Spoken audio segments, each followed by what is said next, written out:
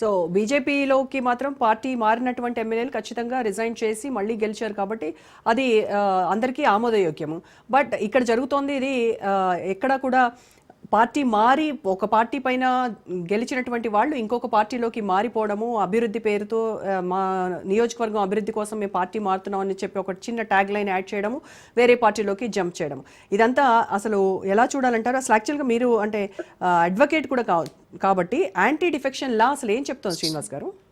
Anti defection law మన రాజీవ్ గాంధీ గారి టైంలో వీటికి బాధితులు ఆయారాం గాయారాం అనేది భారతదేశంలో మొదటి నుండి ఒక పెద్ద ఫేమస్ కొటేషన్ రావడం కూడా జరిగింది. రాజీవ్ గాంధీ గారి టైంలో కూడా దీన్ని పీక్గా అతను చాలా ఇబ్బంది పడ్డప్పుడు ఈ చట్టాన్ని 1985లో 10th షెడ్యూల్లో వాళ్ళు పెట్టినారు. 52nd అమెండ్మెంట్ అనుకుంటా, 52nd అమెండ్మెంట్. సో ఆ రోజు 10th షెడ్యూల్లో దీన్ని పెట్టడం జరిగింది. సో అంటిల్ అన్లెస్ 2/3 మెజారిటీ కాకుండా ఏ విధంగా వచ్చినా కానీ ది యాంటీ డిఫెక్షన్ వర్తిస్తుంది అనే విధంగా కాన్స్టిట్యూషన్ మార్చుకున్నాం. కానీ దీంట్లో సరే మన చట్టాలు ఎప్పుడు కూడా టీత్లెస్ ఉంటాయి. కొంత మేరకు ఇండియన్ చట్టాలు మొత్తం కూడా కొంత టీత్లెస్ అయినా ఉంటాయి, లేకపోతే ఆ రోజు బ్రిటిష్ కలోనియల్ లాస్ చట్టాలన్నా కంటిన్యూ అవుతుంటాయి.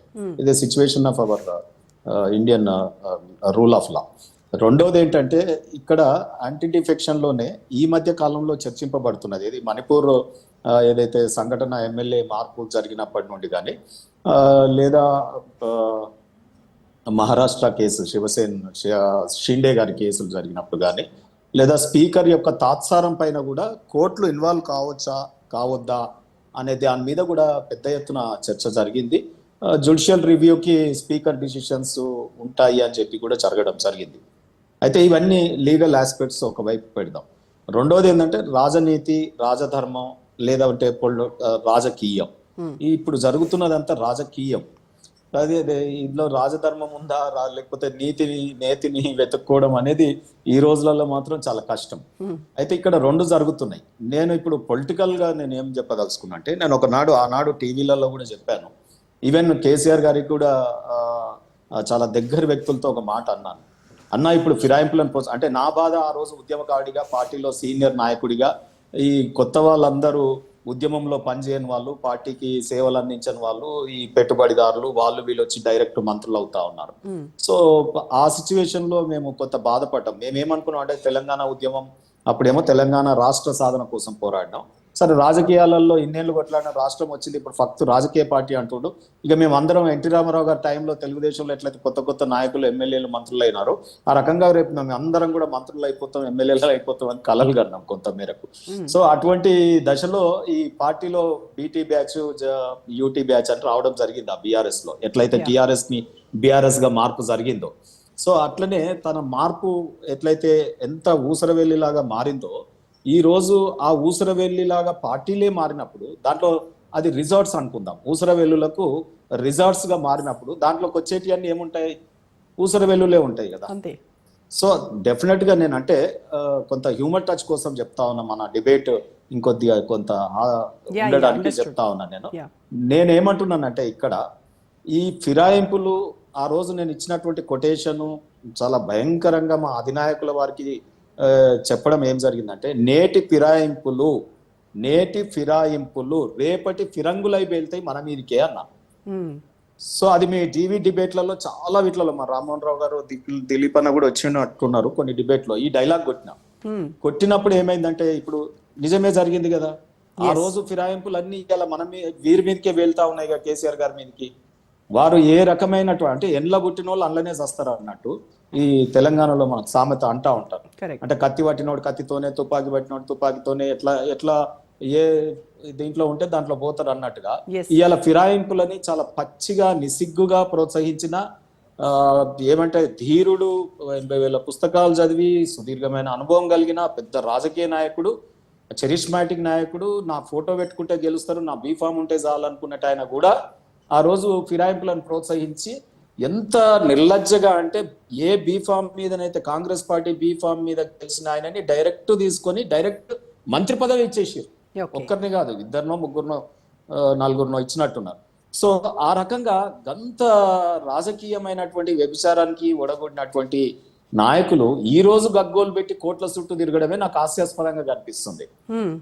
రెండోది నేను ఏమంటా ఉన్నానంటే ఇప్పుడు ఇంకా ఈ నాటకము చాలా జనరంజకంగా ఉంటది. నా హైపోథెటికల్ నా ఊహనైతే నేను అనుకుంటున్నాను, డైరెక్ట్ హరీష్ రావు గారు ఆధ్వర్యంలో రేపు కాంగ్రెస్ పార్టీకి ఒక 4 మంత్రులు మాట్లాడుకుని అవన్నీ పెండింగ్ ఊకనే పెట్టారండి. రాజకీయాలలో కొంత అనుభవం బయటికి చర్చలు రాకపోవచ్చు, కానీ Congress party wait and see policy గురించే మంత్రి పదవులను ఖాళీగా పెట్టి రేపు రాబోయే కాలంలో నేను అనుకుంటున్న హరీష్ రావు గారి ఆధ్వర్యంలో ఏక్నాథ్ షిండే లాగా పుట్టుకొచ్చేసి పార్టీ మారి తర్వాత తనే బీఆర్ఎస్, నేను నిజమైన బీఆర్ఎస్ అని చెప్పి ఆ గుర్తు, కారు గుర్తు కానీ, ఆ బీఆర్ఎస్ పార్టీ కానీ, ఆ అకౌంట్స్ కానీ, ఆ తెలంగాణ భవన్ కానీ రేపు జరిగేటటువంటి ఆస్కారం మాత్రం చాలా క్లియర్ గా కనిపిస్తా ఉంది. ఇది నా యొక్క జ్యోతిష్యం అనుకోండి, పొలిటికల్ ఇంకోటి అనుకోండి. బీఆర్ఎస్ పార్టీ మొత్తం హరీష్ చేతిలోకి ఆధ్వర్యంలో వచ్చే, ఎందుకంటే ఎమ్మెల్యేలు కానీ వీళ్ళు కానీ కొంత ప్రజలలో కానీ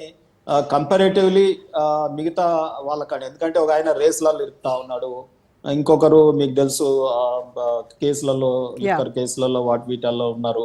ఆ తర్వాత కేసీఆర్ గారు అయితే ఫామ్ హౌస్ కే పరిమితమైనారు.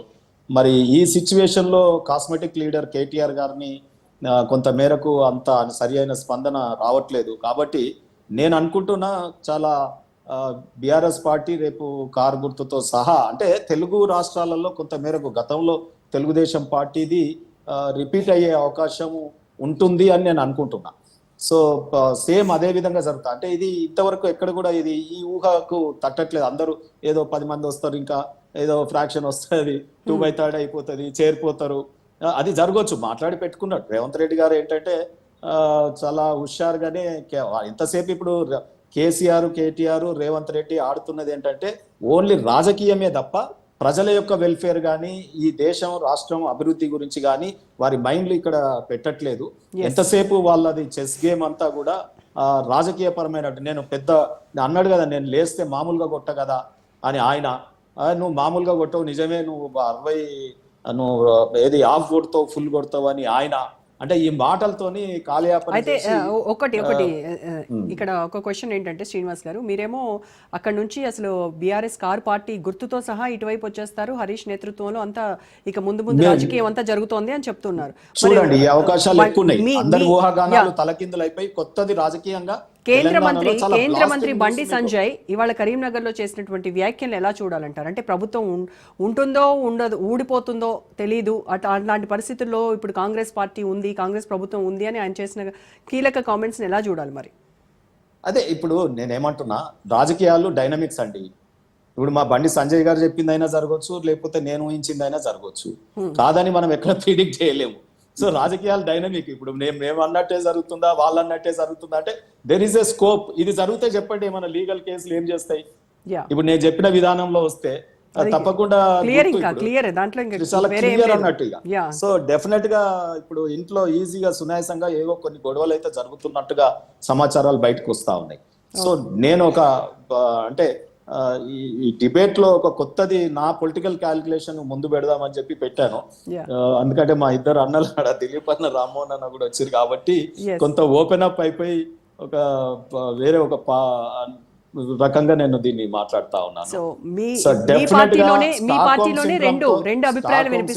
బాధపడతా ఉన్నారు, అది నేను తర్వాత చెప్తాను. అనేక రకమైనటువంటి మానసిక రుగ్మతలతో బీఆర్ఎస్ పార్టీ కొట్టుమిట్టాడుతుంది. రేవంత్ రెడ్డి గారు ఏమో తన సీటు తన సీనియర్లతోనే ఎసరు పెడతారా, లేకపోతే ఇటు మొత్తం ఈ ఫ్రాక్షన్ వచ్చి రేపు ఏమన్నా రాహుల్ గాంధీతో డైరెక్ట్ మాట్లాడుకొని కూడా, హరీష్ రావు గారు ఢిల్లీకి 2-3 సార్లు పోయినారు, రాహుల్ గాంధీతో డైరెక్ట్ మాట్లాడుకొని ఇంకేమైనా జరగవచ్చు. సరే, మనం కానప్పుడు ఈ కేసుల నుండి, ఈ ట్యాపింగ్, ఈ అవినీతి సొమ్ము, ఈ ఆస్తులు అన్ని కాపాడుకోవాలంటే కేసీఆర్ గారే హరీష్ రావు రూపంలో చెలోరాబాయ్ మన పార్టీ ఎట్లయినా ఉండాలి, నువ్వే సీఎం, మాట్లాడుకోపో రాహుల్ గాంధీతో అని ఢిల్లీలో వారు మాట్లాడి కూడా రేవంత్ గారిని దించేసి ఆ ఉన్న 30 మందితోని ఈయనే సీఎం అయ్యే అవకాశాలు కూడా ఉంటే సీనియర్స్ దానికి మద్దతు కూడా ఇవ్వచ్చు. సో ఏదైనా జరగచ్చు, ఏమో గుర్రం ఎగరవచ్చు అంటారు. రైట్, అయితే మీ క్యాలిక్యులేషన్స్ కరెక్ట్ అవుతాయా? బండి సంజయ్ చేసినటువంటి క్యాలిక్యులేషన్స్ ఏం జరగబోతుంది అనేది రామ్మోహన్ గారి వెర్షన్ తీసుకునే ముందు డిబేట్ లో ఒక్క నిమిషం మళ్ళీ టైం ఇస్తాను, మీకు టైం ఇస్తాను. ఒకటే 2+2 రాజకీయాలలో 2+2 4 ఉండదండి. ప్లస్ దాంతో పాటు ఇంకేమన్నా యాడెడ్ గా ఆఫర్స్ ఇస్తారు కదా షాప్లలో, ఈ రెండు ఈ తర్వాత ఈ పదవులు అది బొనాన్సా యాడెడ్, ఆ రకంగా క్యాల్కులేషన్స్ ఉంటాయి దీంట్లో. సో అట్లా జరగవచ్చేమని